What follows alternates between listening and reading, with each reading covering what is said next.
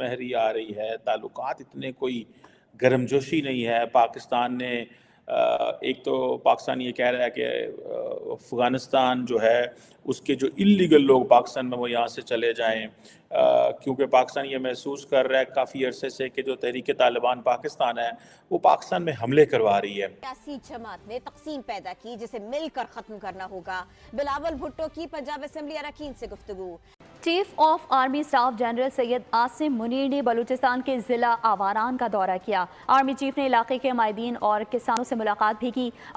ایک طرف پاکستان اور افغانستان کے جو تعلقات ہیں وہ ہر گزرتے دن کے ساتھ خراب ہو رہے ہیں، اور دوسری طرف حیران کن طور پر بھارت اور افغان طالبان کے درمیان جو تعلقات ہیں اس میں گرم جوشی تو نہ صحیح لیکن ایک اوپننگ جو ہے وہ ضرور ہو رہی ہے۔ اور بھارت کا ایک ڈیلیگیشن جو ہے وہ کابل گیا ہے اور کابل میں جا کے ان کے فورن منسٹر سے ان کی ملاقات ہوئی ہے، اور یہ خبر جو ہے وہ سوشل میڈیا پر دی گئی ہے۔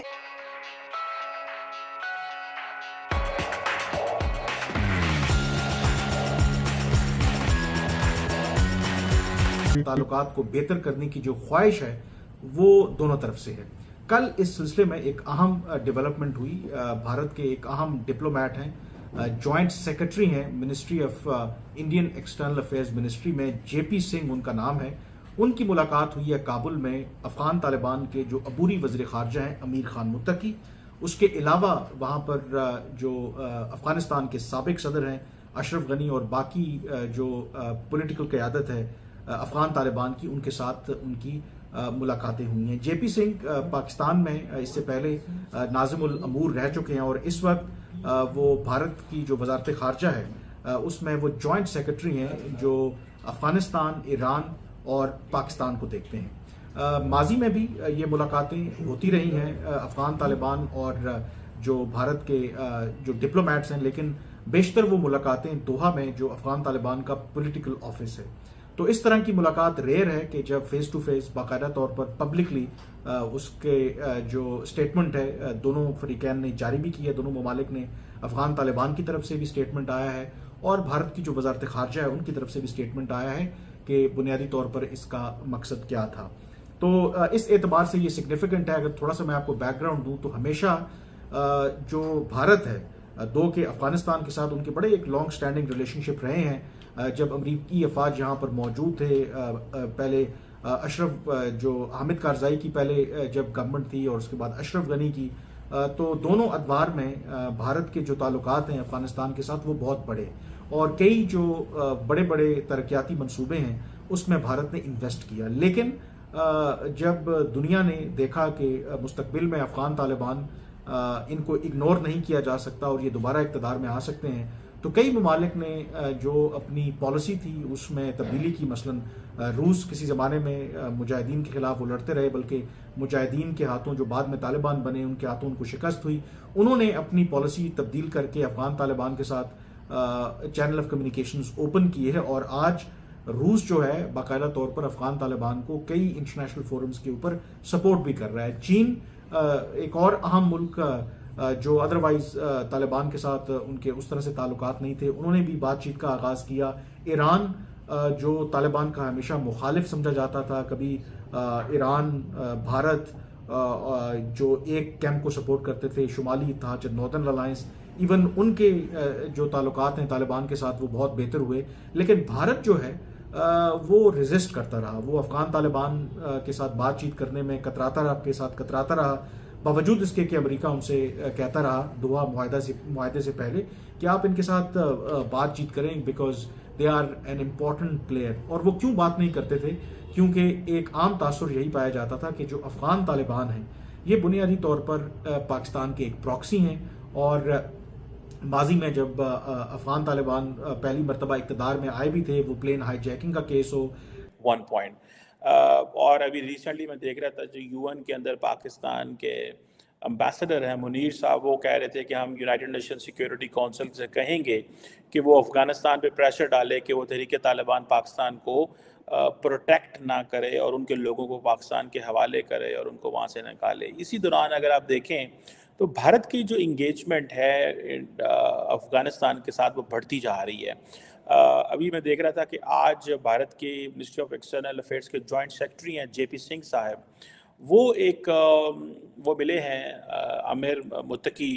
جو کہ افغانستان کے ایکٹنگ فارن منسٹر ہیں, اور لارجلی بات یہی ہوئی ہے کہ جی یہ ایک فرسٹ انڈین ڈیلیگیشن ہے جو افغانستان گیا ہے, انڈین گورنمنٹ نے بھیجا ہے تاکہ تعلقات کو بہتر کیا جا سکے, اور انڈیا ہیومینیٹیرین سپورٹ جو ہے وہ بھی بہت زیادہ دیتا رہا ہے افغانستان کو, میڈیکل اسسٹنس بہت دیتا رہا ہے, کافی پیسہ لگایا ہے انڈیا نے افغانستان میں, تقریباً کہتے ہیں کہ $3 ارب تک, $2.5-3 ارب تک پیسہ افغانستان کے اندر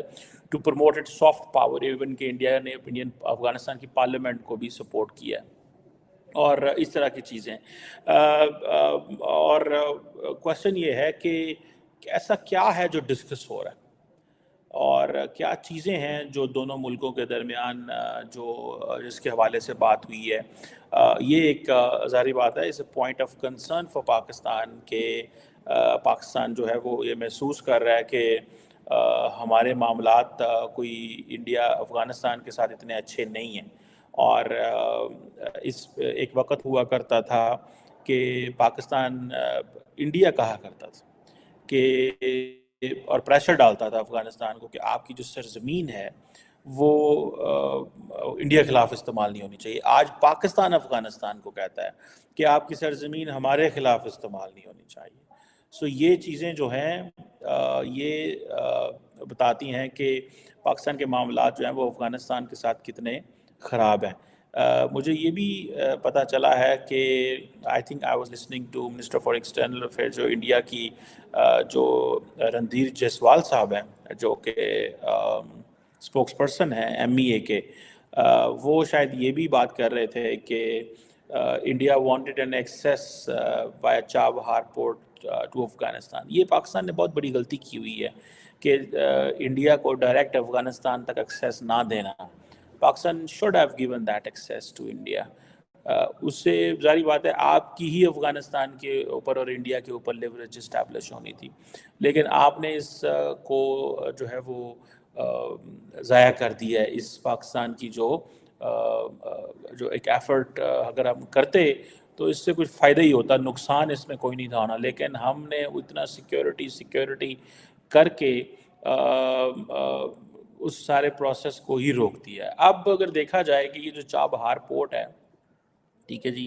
یہ گلف آف عمان میں ہے, ایک اوشینک پورٹ ہے, اور ظاہری بات ہے ایران کو بڑا اس کا ایڈوانٹیج ہے کہ اس کی ایک ایکسیس ہے فار انٹرنیشنل واٹرز تک. کابل یعنی کہ افغانستان کی طرف سے دونوں کنٹریز نے آپس میں بات چیت کی ہے اور دیکھا ہے کہ کون کون سی فیلڈ میں وہ ساتھ میں کام کر سکتے ہیں. یعنی کہ اب طالبان کی گورنمنٹ جو ہے وہ یقیناً ہمیں آگے بڑھتی ہوئی اور اس میں دکھائی دے رہی ہے کہ اب ان کے پاؤں مضبوطی سے افغانستان میں جم گئے ہیں, اور انہوں نے ساتھ ساتھ جیسے میں نے آپ کو پہلے بھی کہا تھا کہ طالبان سے بھی کہا ہے کہ جی وہ اب ان کی زمین استعمال کرتے ہوئے پاکستان کے اوپر اٹیک نہ کریں. خیر وہ ایک الگ کہانی ہے کہ انہوں نے ان کو کیوں روکا ہے, کیسے روکا ہے اور کب تک کے لیے روکا ہے. جیسے میں نے پہلے ہی کہا تھا رمضان کا مہینہ شروع ہونے والا ہے, 2-3 دن میں روزے شروع ہو جائیں گے, تو اس لیے ظاہر ہے کہ وہ